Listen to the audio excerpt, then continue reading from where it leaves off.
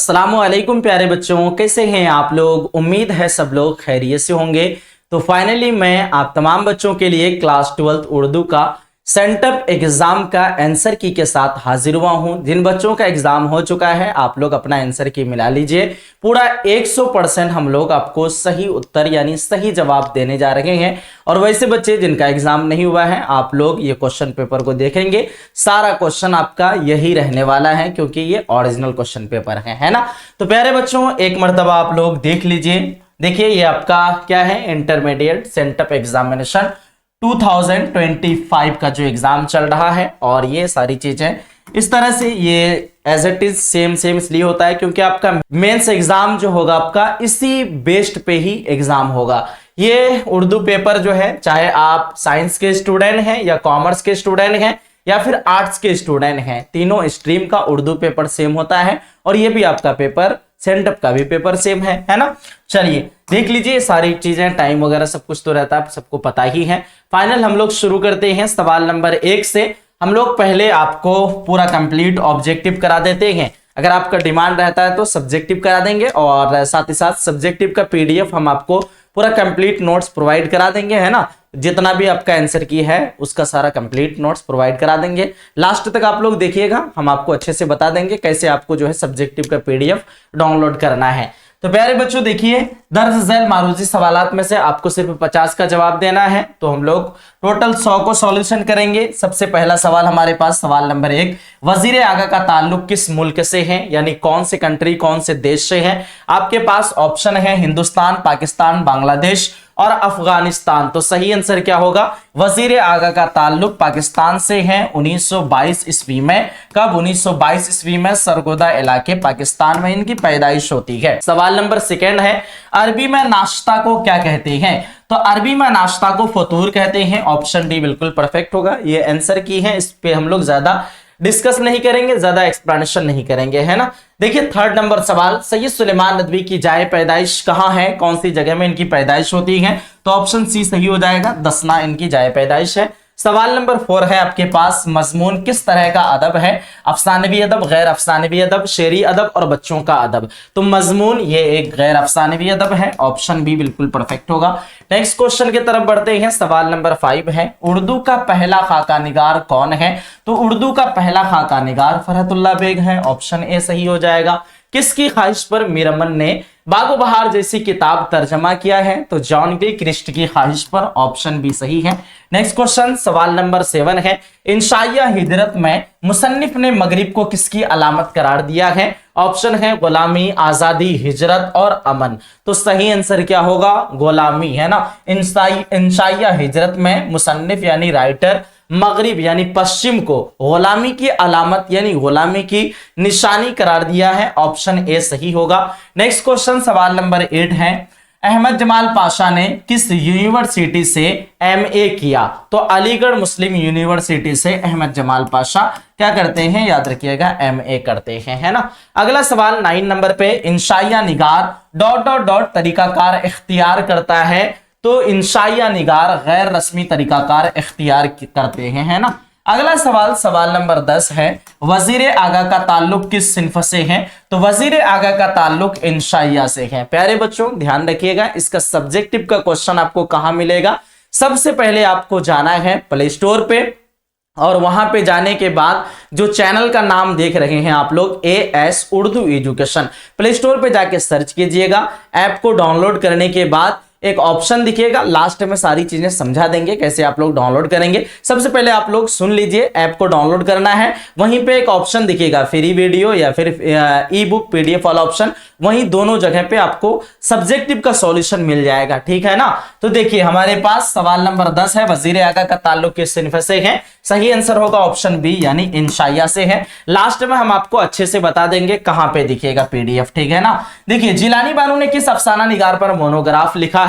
तो जिलानी बानू याद रखिएगा कृष्ण चंद्र पर मोनोग्राफ लिखते हैं। ऑप्शन ए सही हो जाएगा। अगला सवाल 12 नंबर पे है, मंटू के पहले अफसाने का उन्वान क्या है। मंटू के पहले अफसाने का नाम क्या है, नाम पूछा जा रहा है। आप लोग क्या जवाब देंगे, ऑप्शन सी यानी तमाशा मंटू के पहले अफसाने का नाम है। तौबा टेक सिंह का ताल्लुक किस सिन्फ से है, कौन सी सिन्फ से है, तो तौबा टेक सिंह का ताल्लुक अफसाना से है, ऑप्शन सी सही हो जाएगा। 14 नंबर सवाल, कॉलेज के तरफ से बागो बहार पर मीरअमन को कितने रुपए का इनाम मिला था। कॉलेज के तरफ से बागो बहार को मीरअमन को जो है ना 500 रुपए का इनाम मिला था, ऑप्शन डी सही होगा। बागो बहार कब लिखी गई, तो बागो बहार ये किताब 1801 ईस्वी में लिखी गई है, ऑप्शन बी सही होगा।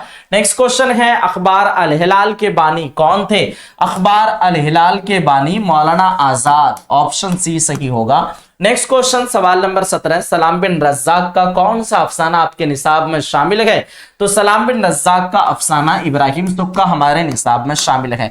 प्यारे बच्चों, अगर आप तमाम बच्चों की उर्दू की अभी तक तैयारी नहीं हुई है और आप चाहते हैं कि हम जो है कम से कम 15 दिन टाइम दे देते हैं उर्दू पेपर में और हमारा एग्जाम में 95 प्लस स्कोर आ जाए, तो हम आप लोगों के लिए एक बैच का आगाज कर चुके हैं, क्लास 12 उर्दू क्रैश कोर्स। उसमें आप लोग 15 से 20 दिन अच्छे से पढ़िए, अपना स्टडी कीजिए और आराम से जो है 95 प्लस स्कोर कर जाएंगे। अगर आप ज्वाइन करना चाह रहे हैं, वही एप्लीकेशन AS उर्दू एजुकेशन नाम से डाउनलोड करना है और आपको कोर्स वाला फोल्डर पे जाने के बाद क्लास 12 उर्दू का क्रैश कोर्स दिखेगा, वहां पे आपको कोर्स का फीस जो है 299 हो सकता है। उस पे आप लोग एक कूपन कोड अप्लाई कीजिएगा 150 के। ये कूपन कोड अप्लाई करने के बाद आपका कोर्स का फीस जो है एक्स्ट्रा जो है लगभग 51 रुपए डिस्काउंट हो जाएगा और ये जो है कूपन कोड है, इसको अप्लाई कर लीजिएगा, डिस्काउंट हो जाएगा इतना फीस, ठीक है ना। तो आप लोग अगर अभी तक तैयारी नहीं किए हैं, तुरंत जाइए एप्लीकेशन डाउनलोड कीजिए और वहां से अपना कोर्स पे एनरोल हो जाइए और अपनी तैयारी को जारी रखिए, क्योंकि आपके पास अब वक्त रहा नहीं। और कोई दिक्कत हो तो आप हमारे इस नंबर पर राब्ता कर सकते हैं 95082147 और 60। अगर हमारे कोई भी पुराने स्टूडेंट देख रहे हैं तो कॉलेज में जो भी आपके स्टूडेंट हैं, आपके फ्रेंड लोग हैं, सब लोगों को इन्फॉर्मेशन करना है, AS उर्दू एजुकेशन चैनल के बारे में बताना है। यहीं से आपकी उर्दू की तैयारी होती है पूरी कंप्लीट और एप्लीकेशन पे आपका बाज़ाब्ता प्रॉपर तरीके से अच्छे से पूरा कंप्लीट जो है आपकी उर्दू की तैयारी कराई जाती है और उसमें आपको गारंटी दी जाती है कि इस कोर्स में जुड़ने के बाद 95 प्लस आपका पूरा पक्का होगा, अगर आपकी तैयारी 0 है फिर भी, है ना। चलिए सवाल नंबर 18 है, अफसाना इब्राहिम सुक्का में किस गांव का तज़किरा है, किस गांव का जिक्र किया गया है। याद रखिएगा सारे बच्चे, धूरन गांव का जिक्र किया गया है, ऑप्शन ए बिल्कुल परफेक्ट होगा। सवाल नंबर 19 है, अजीज अहमद की तन्हाइयों का पुराना साथी कौन था, तो सैयद अजीज अहमद की तन्हाइयों यानी अकेलापन का पुराना साथी था ट्रांजिस्टर, ऑप्शन बी सही होगा। शफी जावेद का पहला अफसाना कब शाये हुआ यानी कब प्रकाशित हुआ था, तो शफी जावेद का आर्ट और तंबाकू नाम से 1953 ईस्वी में पटना के महानामा अफ्क में शाये हुआ था। कब, 1953 ईस्वी में। सवाल नंबर 21 है, फसाने अजाइब कहां लिखी गई है, तो फसाने अजाइब कानपुर में लिखी गई है। फसाने अजाइब ये एक दास्तान की किताब है, इसके मुसन्निफ रजब अली बेग सरवर हैं। कानपुर में 1825 ईस्वी में फसाने अजाइब लिखी जाती है। अगला सवाल, सरवर का पूरा नाम क्या है, तो सरवर का पूरा नाम रजब अली बेग सरवर, ऑप्शन बी पे टिक करेंगे, सही जवाब होगा। नेक्स्ट क्वेश्चन सवाल नंबर 23, मैं यूनिवर्सिटी में के मुसन्निफ कौन है यानी राइटर लेखक का नाम क्या है, आप लोग बोलेंगे एहसान दानिश,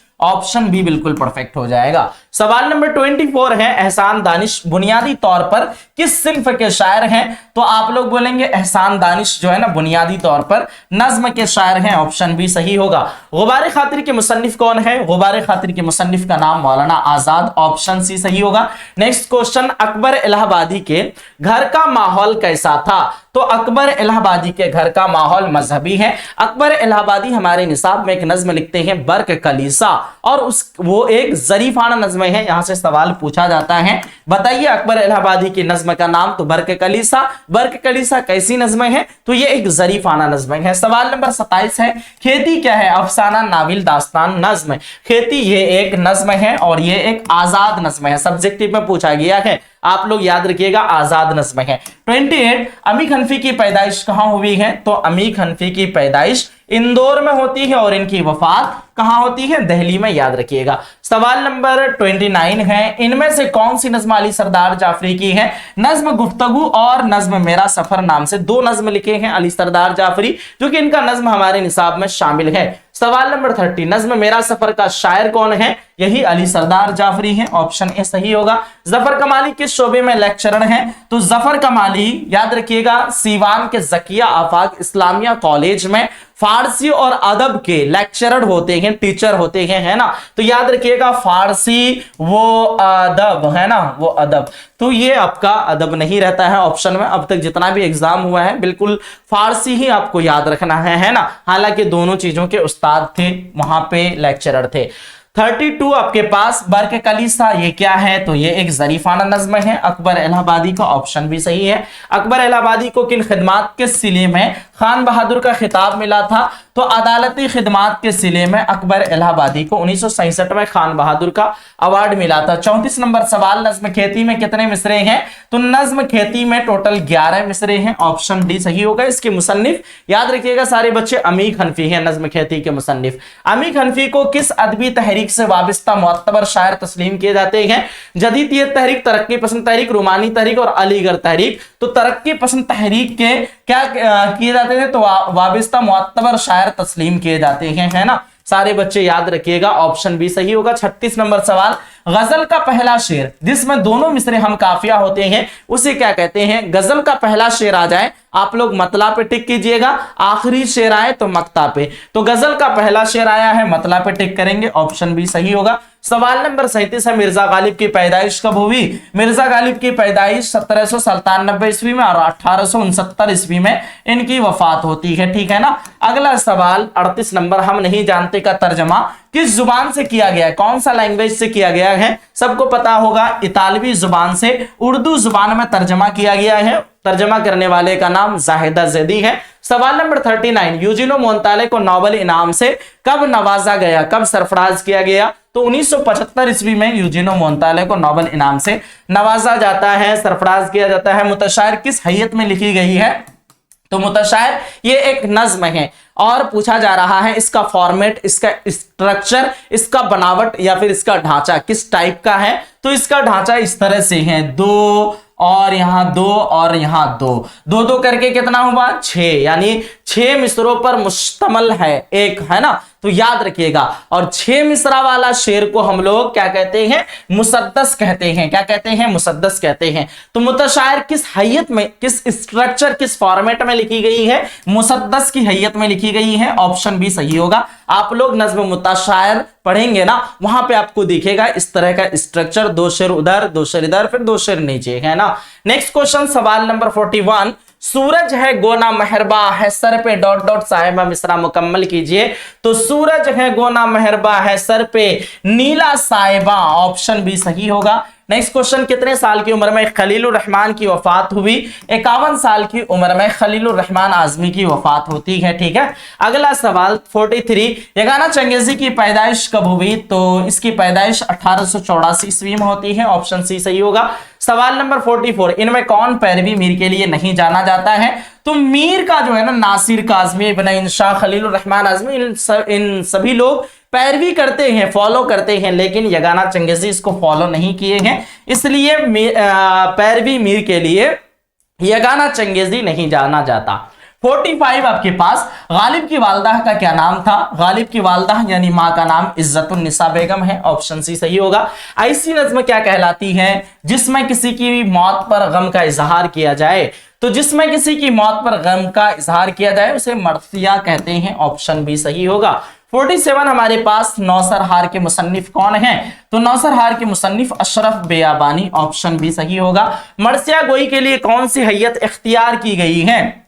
मर्सिया गाने के लिए तो इसका भी मुसद्दस की हैयत इख्तियार किया गया है। इसमें भी 2-2 करके, इस तरह से 2-2 करके 6 मिसरा टोटल है, मुसद्दस का हैयत ही इख्तियार किया गया है। नेक्स्ट क्वेश्चन आपके पास, अता काकवी की वफात कब हुई है? तो अता काकवी की वफात 1998 ईस्वी में हुई है। अकील व जमील नाम के दो बच्चे अता काकवी के कौन हैं? तो अता काकवी के ये दोनों बच्चे बेटे होते हैं। याद रखिएगा, अता काकवी एक नज्म लिखे हैं, हमारे निसाब में कतई तारीख लिखे हैं गमे अरशद नाम से। गमे अरशद यानी अरशद की गम पे, यानी उसका बेटा का नाम है अरशद। अरशद का इंतकाल हो जाता है 34 साल की उम्र में। कितने साल की उम्र में? 34 साल की उम्र में हो जाता है। और साले रेहलत यानी 1 साल के बाद, जैसे मान लीजिए आज वफात किया फिर रिटर्न आया, उसकी वही रेहलत वाला साल, उसी साल में ये गमे अरशद लिखते हैं। और गमे अरशद में बताते हैं कि रहे अकील और जमील, उसकी आखिरी निशानी किसकी?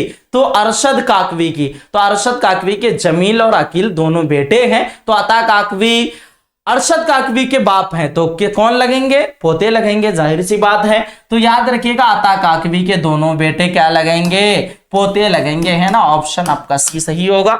अगला सवाल, वली दखनी की जाए विलादत कहां थी? तो वली दखनी की जाए विलादत जो होती है, यानी विलादत पैदाइश का साल अहमदाबाद, ऑप्शन डी सही होगा। नेक्स्ट क्वेश्चन, ए वली जो लिबास तन पे रखा, इस मिसरे में वली क्या है? तो वली दखनी तखल्लुस करते थे, वली इसलिए तखल्लुस होगा। नेक्स्ट क्वेश्चन 53, नज्म आवारा किस शायर की तख्लीक है? तो नज्म आवारा के मुसन्निफ मजाज लखनवी हैं, ऑप्शन भी सही होगा। इसका ट्रिक बताएंगे हम आप लोगों को। जिन लोगों का मजाज गड़बड़ा जाता है वो क्या करते हैं? आवारा हो जाते हैं। तो आवारा से आप लोग याद रख सकते हैं मजाज लखनवी, ये ट्रिक है और आपको हमेशा के लिए याद हो गया। 54 नंबर सवाल, मजाज की पैदाइश कहां हुई? तो मिजाज की पैदाइश जो है ना रुद्दे वली में होती है, रुद्दे वली, ऑप्शन आपका ए परफेक्ट होगा। 55, नज्म व नस्र में जोश की कितनी किताबें यादगार हैं? तो नज्म और नस्र दोनों मिला करके 2 दर्जन किताब हैं जोश मली आबादी की। 56 नंबर सवाल, साथी हाथ बढ़ाना किस शायर का गीत है? साहिर लुधियानवी का गीत है, ऑप्शन भी सही होगा। साहिर का पूरा नाम क्या था? साहिर लुधियानवी का पूरा नाम अब्दुल हई, है ना। अब्दुल हई ऑप्शन बी में सही है, ऑप्शन बी में अब्दुल हई है, ऑप्शन बी पे टिक कीजिएगा। नेक्स्ट क्वेश्चन 58, कसीदा निगारी का नक्काश अव्वल किसे कहा जाता है? तो कसीदा निगारी का नक्काश अव्वल मिर्जा मोहम्मद रफी सौदा को, ऑप्शन ए सही होगा। नेक्स्ट क्वेश्चन हमारे पास 59, मदाह के मानी क्या होते हैं? तो मदाह के मानी होती है तारीफ और हुजू के मानी होते हैं बुराई। मदाह और हुजू ये दोनों चीजें कसीदा में ही पाई जाती हैं, याद रखिएगा। 60 नंबर क्वेश्चन, राशिक अजीमाबादी को किस सिन्फ शायरी में शोहरत हासिल हुई, यानी इज्जत, इसको शोहरत मिली? याद रखिएगा, राशिक अजीमाबादी को सबसे ज्यादा गजल में शोहरत इज्जत मिली थी, ऑप्शन ए पे टिक करेंगे, परफेक्ट होगा। सूफिया इम्तिहान देने पटना जा रही है, इस जुमले में कौन सा सेगा है? सेगा है। तो सेगा का मतलब समझ रहे हैं, जिस तरह से हम लोग बोलते हैं इंग्लिश में first person, second person, third person, वैसे ही उर्दू में भी होता है फर्स्ट, सेकेंड और थर्ड। सबसे पहले आप लोग ये चेक कीजिए आप बात किसके बारे में कर रहे हैं? तो हम लोग बात कर रहे हैं सूफिया के बारे में, है ना। सूफिया क्या है? सूफिया क्या हुआ? थर्ड पर्सन, क्योंकि आपसे बात कर रहे हैं सूफिया के बारे में। तो हम बात करने वाले हम फर्स्ट पर्सन, आप हुए सेकेंड पर्सन, थर्ड पर्सन सूफिया। तो आपको तो पता चल चुका कि थर्ड पर्सन सूफिया है, लेकिन सूफिया एक है, अकेला है। तो हम लोग किस पे टिक करेंगे? थर्ड पर्सन, सबसे पहले अकेला है सूफिया, तो वाहिद कर दिए, है ना, सॉरी वाहिद कर दिए। और ये थर्ड पर्सन है, थर्ड पर्सन को हम लोग गायब बोलेंगे ना, हाजिर तो नहीं बोलेंगे। हाजिर जो सेकंड पर्सन होगा, और फर्स्ट पर्सन, तो फर्स्ट पर्सन मुतकल्लिम होता है, सेकंड पर्सन हाजिर होता है, थर्ड पर्सन गायब होता है, ठीक है। तो फर्स्ट मुतकल्लिम, सेकंड हाजिर, थर्ड गायब। तो सूफिया अकेले हैं, सिंगल हैं, तो वाहिद है सबसे पहले, और वो प्रेजेंट नहीं है, गायब है, तो गायब बोलेंगे, वाहिद गायब, सिंपल है भाई। यही क्वेश्चन आपका एग्जाम में, मेंस एग्जाम में भी टकराएगा, है ना। अच्छे से समझ के पढ़िए कॉन्सेप्ट के साथ, आपका बहुत ज्यादा फायदा हासिल होगा इससे, ठीक है ना। राशिद लोमड़ी की मानिंद चालाक है, इसमें किसको तशबीह दी गई है? राशिद लोमड़ी की मानिंद, मानिंद मतलब समझ रहे हैं लोमड़ी के जैसा, राशिद क्या है? लोमड़ी के जैसा चालाक है। तो हम लोग क्या बोलेंगे? यहां पे पूछा जा रहा है इसमें किसको तशबीह दी गई है, तो यहां पे राशिद को किसको तशबीह दी गई है? राशिद को, क्योंकि राशिद को बता रहे हैं कि राशिद लोमड़ी के जैसा चालाक है, तो राशिद को तशबीह दी गई है, जाहिर सी बात है ऑप्शन आपका क्या हो जाएगा, ए हो जाएगा। और आपसे अगर यहीं पे पूछ दिया जाता किससे तशबीह दी है, अब यहां पे पूछा जा रहा है किसको, तो राशिद को, किससे, तो फिर लोमड़ी से होता है ना। तो याद रखिएगा यहां पे किसको है इसलिए राशिद हुआ, और अगर किस से होता तो फिर लोमड़ी से होता, हो जाता सही आंसर है ना।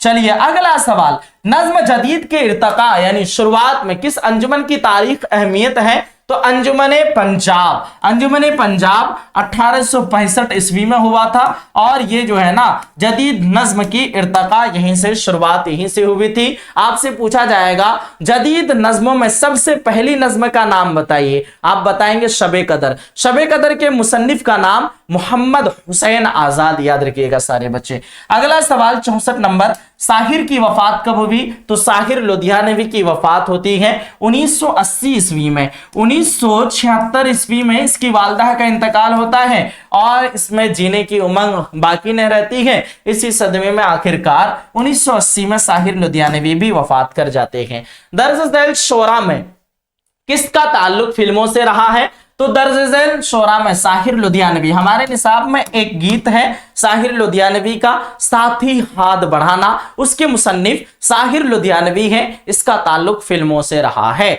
अगला सवाल की तरफ बढ़ते हैं, 66 नंबर सवाल, जमाउल जमा की मिसाल है ना। सारे बच्चे समझ में आ रहा है ना, ये बताइएगा सब लोग एक मर्तबा। देखिए जमाउल जमा की मिसाल है, तो याद रखिएगा एक लफ्ज है जोहर, क्या है, जोहर है ना, और जोहर की जमा होती है जवाहर, क्या होती है, जवाहर। जोहर की जमा जवाहर, और जवाहर की जमा होती है जवाहरात। तो जब भी जमा की जमा हो उसको हम लोग बोलते हैं जमाउल जमा, क्या बोलते हैं, जमाउल जमा। ऑप्शन ए सही होगा। 67 नंबर, जो बात हमारे मुंह से निकलती है उसे क्या कहते हैं, तो जो बात इंसान के मुंह से निकलती है उसको हम लोग लफ्ज कहते हैं। लफ्ज की दो किस्में होती हैं, लफ्ज मौजू और लफ्ज मुहम्मल। फिर हम लोग बात करते हैं लफ्ज मौजू को इल्मे सर्फ में कलमा भी कहते हैं। तो जो बात हमारे मुंह से निकलती है उसको हम लोग क्या कहते हैं, कलमा कहते हैं, है ना। या फिर आप इसको लफ्ज भी कह सकते हैं, लफ्ज ऑप्शन में रहता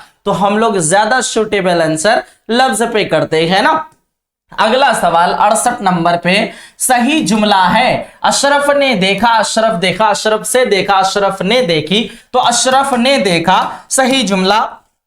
ऑप्शन आपका ए होगा। एक नंबर तो पहले आप लोग फिक्स कर लीजिए। देखिए ने वाला सवाल हर बार आता है, जिस सवाल में आपको अशरफ ने देखा ने आ जाए ना तो फिर आप लोग उसी पे टिक कर दीजिएगा। हालांकि ये भी तो है अशरफ ने देखी, तो देखी यहाँ पे पता चल रहा है कि भाई ये लड़का है, तो देखी कैसे हो सकता है, तो यहाँ साफ साफ पता चल रहा है कि ये जुमला गलत है। देखा होगा, लड़का है तो लड़की रहता, तो फिर यहाँ पे जो है ना मान लीजिए जुबैदा ने देखी तो लड़की होता तो देखी हो जाता, लेकिन जब लड़का है तो ये क्या होगा, देखा यानी मुज़क्कर होगा।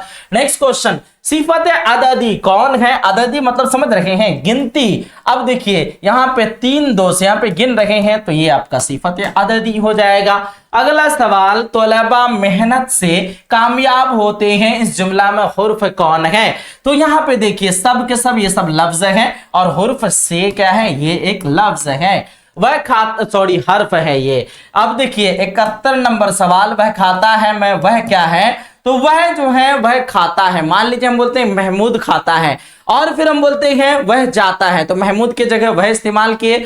अब हम लोग किसी के जगह वह का इस्तेमाल किए, यानी पता चल रहा है कि वो क्या था, फाइल था, सब्जेक्ट था, तो यहाँ पे हम लोग सब्जेक्ट के तौर पर इस्तेमाल किए हैं, वह का फाइल हो जाएगा। ऑप्शन ए सही होगा। नेक्स्ट क्वेश्चन 72, फजलुर रहमान फजलू के नाम से मशहूर है, इसमें फजलू क्या है, तो वह नाम जो असल नाम के अलावा दूसरे नाम से फेमस प्रचलित होते हैं, वैसे नाम को हम लोग उर्फ कहते हैं। ऑप्शन सी सही होगा। कफगीर क्या है ना, कफगीर ये क्या है, इसमें ज़र्फ, इसमें आला, इसमें मुकब्बर और इसमें मारफा। हम आपको बता चुके हैं जिससे किसी हथियार का इल्म हो या फिर जिससे किसी काम करने का आला समझी जाए उसको हम लोग कफगीर कहते हैं। हम लोग जो खाना वगैरह बनाते हैं, खाना हिलाने के लिए एक बड़ा सा चम्मच या फिर वो किसका होता है, लकड़ी का भी होता है, अभी तो तरह तरह का निकल गया है, तो उसको हिलाने के लिए खाना वगैरह जो बनाते हैं ना, उसको हिलाने के लिए जो डंटा होता है, बड़ा सा चम्मच, उसी को हम लोग कफगीर कहते हैं। तो ये क्या होगा, कफगीर एक हथियार है और ये आपका इसमें आला के काउंटिंग में आएगा जब हथियार है। तो अगला सवाल, रानी खेल रही है, इसमें रानी क्या है ना, तो रानी खेल रही है, इसमें ये आपका रानी फाइल हो जाएगा, ऑप्शन सी सही होगा। नेक्स्ट क्वेश्चन की तरफ बढ़ते हैं, सवाल नंबर 75 है, दर्ज झैल में इसमें नकरा यानी इसमें आम कौन है, ऑप्शन गंगा, जमुना, नदी और झेलम। तो इसमें आम ये आपका नदी हो जाएगा, ऑप्शन सी सही होगा। सवाल नंबर 76 है, तशबिया देने की वजह होती है, तो तशबिया देने की वजह, रीजन जो है ना, मुश्तरका खूबी, यानी मान लीजिए शेर में जो खूबी है और किसी इंसान में जो खूबी है, दोनों में जो है ना बराबर मिलता होगा, तभी ना बोलते हैं मेरा बेटा चांद के तरह खूबसूरत है, मेरा लड़का शेर के तरह बहादुर है, यानी दोनों में मुश्तरका क्या मिलता है, खूबी, खासियत मिलती है। तो आप लोग बोलेंगे तशबिया देने की वजह होती है, रीजन, उसमें दोनों में मुश्तरका खूबी यानी बराबर बराबर का खूबी रहता है, इसलिए हम लोग तशबिया देते हैं। मेरे वालिद बहुत खुश इखलाक है, इस जुमला में साबिका क्या है, तो यहाँ पे इखलाक के शुरू में खुश लगा है और शुरू में जो लफ्ज लगे उसी को साबिका कहते हैं, ऑप्शन सी सही होगा, खुश, है ना। 78 है, रूह की सिफत क्या होगी, तो रूह की सिफत अरवा, ये गलत है, रूह की जमा होती है आपका अरवा, रूह की सिफत रूहानी होती है, रूह की सिफत रूहानी, ऑप्शन आपका भी सही होगा। फेल की जमा क्या है, तो फेल की जमा अफआल, फेल की जमा अफआल, ऑप्शन सी सही होगा। 80 नंबर सवाल, दर्ज झैल में इसमें नकरा कौन है, तो इसमें नकरा गंगा भी मारफा, पटना भी मारफा, नालंदा भी मारफा, और शहर में दुनिया का कोई भी शहर हो सकता है जिससे कोई भी कॉमन नाम समझी जाए, आम नाम समझी जाए, उसी को तो हम लोग कहते हैं इसमें मारफा। नेक्स्ट क्वेश्चन 81 हमारे पास, लोकनायक के नाम से किसे पुकारा जाता है, ऑप्शन है गांधी जी, पंडित जी, डॉक्टर राजेंद्र प्रसाद और है जयप्रकाश नारायण। तो सही क्या होगा, जयप्रकाश नारायण को लोकनायक के नाम से पुकारते हैं। हुर्फ निदा की मिसाल है, जिससे हम लोग किसी को पुकारते हैं उसी को हुर्फ निदा कहते हैं। ए लड़के, ओए इधर आओ, है ना, तो ऐसे हम लोग जब पुकारते हैं या बुलाते हैं या फिर बोलते हैं या अल्लाह, तो ये सब के सब आपका हुरूफ निदा के काउंटिंग में आता है। अगला सवाल, तुम क्या पढ़ रही डॉट डॉट जुमला मुकम्मल कीजिए, तो तुम क्या पढ़ रही हो जाएगा, ऑप्शन भी सही होगा। अगला सवाल, वह पढ़ाई करेगा, ये कौन सा जमाना है, टेंस है, तो पढ़ाई करेगा, गा आ रहा है, मुस्तकबिल यानी फ्यूचर टेंस, भविष्य काल, आने वाला जमाना। 85, अफजल ने किताब पढ़ी, इसमें पढ़ी क्या है, तो पढ़ना लिखना, ये आपका फेल के काउंटिंग में आएगा, ऑप्शन आपका ए परफेक्ट है। इनमें से माजी बैद की मिसाल है, माजी बैद जो पास्ट टेंस को हम लोग माजी बैद कहते हैं, गुजरा हुआ जमाना को। माजी बैद की एक किस्म होती है फेले माजी नातमाम, माजी की टोटल 6 किस्में होती हैं। आपसे सवाल पूछे माजी की कितनी किस्में, तो 6 किस्में होती है, उसमें से एक किस्म होती है फेले माजी नातमाम, यानी काम जिसमें कंप्लीट ना हुआ होगा, और ये अगर देखते हैं वह पढ़ता था, फेले माजी नातमाम है। जबकि सवाल पूछा गया इनमें माजी बैद की मिसाल कौन है, तो सब में अगर आप देखते हैं तो माजी बैद यही होगा, क्योंकि फेले माजी नातमाम माजी बैद की भी एक किस्म है, इसलिए आपका सही आंसर ऑप्शन ए होगा। 87 नंबर सवाल, तुम पढ़ते हो कौन सा सेगा है, तुम पढ़ते हो, आप क्या है, एक है तुम वाहिद हुआ, और आपको हम कह रहे हैं तुम पढ़ते हो, है ना, एक बंदा एक लड़का को कह रहे हैं, तो आप हाजिर हैं, मेरे सामने हैं, मौजूद हैं, हम आपसे कह रहे हैं, आप अकेले हैं, वाहिद हैं, और साथ ही साथ हाजिर हैं, तो वाहिद हाजिर, ऑप्शन बी सही होगा। अगला सवाल, इनमें माजी शिक्या की निशानदेही कीजिए, जिसमें शक होगा वो माजी शिक्या कहलाएगा, वह आया होगा, ऑप्शन ए सही है।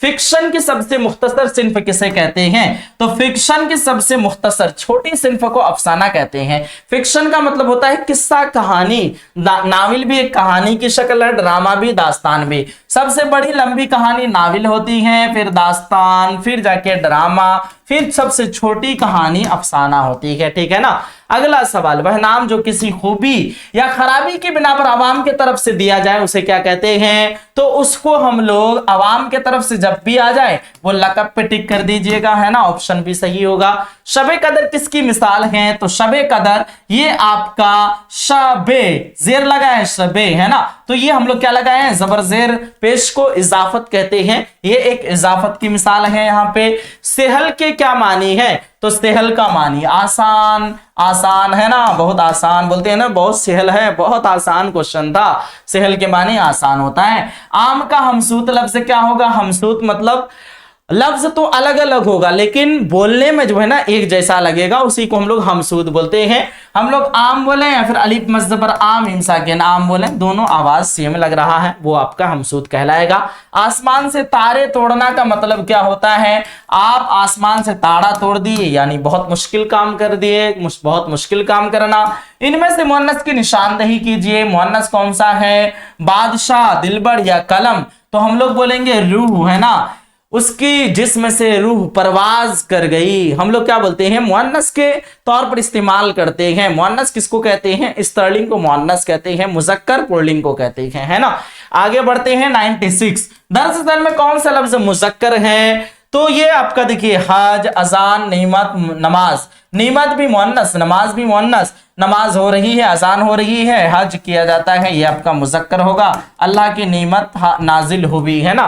तो इस तरह से हम लोग इस्तेमाल करते हैं इस सारे अल्फाज को। फिर हमारे पास जिला की जमा क्या होगी? तो जिला की जमा होती है अजला, अजला, है ना, जिला की जमा अजला।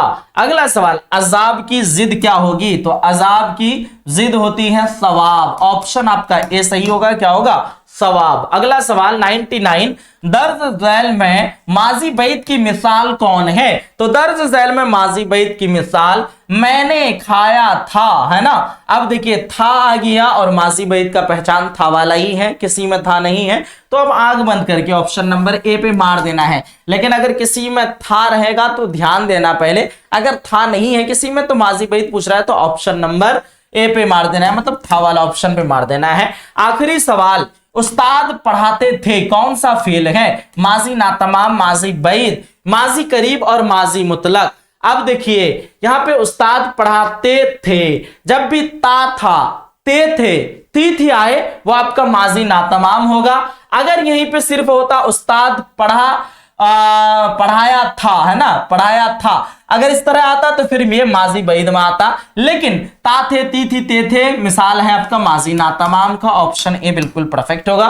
तो प्यारे बच्चों हम लोग टोटल 100 क्वेश्चन ऑब्जेक्टिव का पढ़ा दिए, कवर करा दिए। अब सब्जेक्टिव का भी क्वेश्चंस दिखाते हैं। सबसे पहले हम आपको बता देते हैं सब्जेक्टिव का पूरा सॉल्यूशन हम लोग 100% आपको जो देने वाले हैं इसका सॉल्व करके, है ना। तो वो पीडीएफ कहां से आप लोग डाउनलोड करेंगे मैं आपको एक मर्तबा बता दे रहा हूं, है ना।